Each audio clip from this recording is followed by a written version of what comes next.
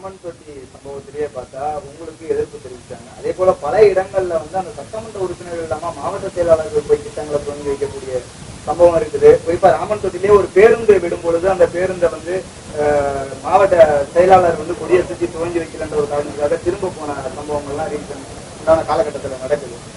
அதாவது இன்றைய ஆட்சி ஒரு செயல்படாத ஆட்சி என்பதற்கு பல உதாரணங்கள் இருக்கிறது. நம்முடைய மாவட்டத்தில் எடுத்துக்கொள்ளலாம்.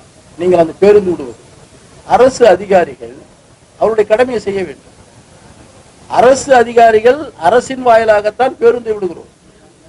அங்க அந்த தொகுதியிலே அந்த சட்டமன்ற உறுப்பினரோ பிரதிநிதியோ அல்லது அந்த பகுதியிலே இருக்கின்ற மக்கள் பிரதிநிதியோ கலந்து கொண்டால் கலந்து கொள்ளட்டும்.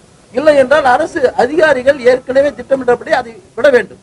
அதை நிறுத்துகிறார் என்று சொன்னால் அரசு அதிகாரிகளை கட்டுக்குள் திராவிட முன்னேற்ற கழக தலைவர்கள் வைத்துக் கொண்டிருக்கிறார்கள்.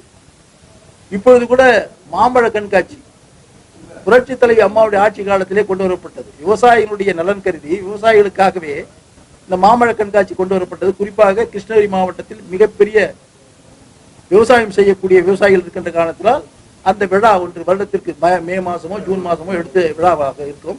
விவசாயிகளை கூட்டிட்டு கௌரவப்படுத்துவார்கள். விவசாயம் என்ற கருத்தரங்குகள் நிறைய இருக்கும். அப்படி நடத்திய அந்த விழாவே கூட இந்த ஆட்சியில் இப்பொழுது இன்னுமே நடக்கவில்லை. மாம்பழ சீசன் போய் முடிஞ்சு போச்சு. முடிஞ்சு 3 மாசம் ஆகுது.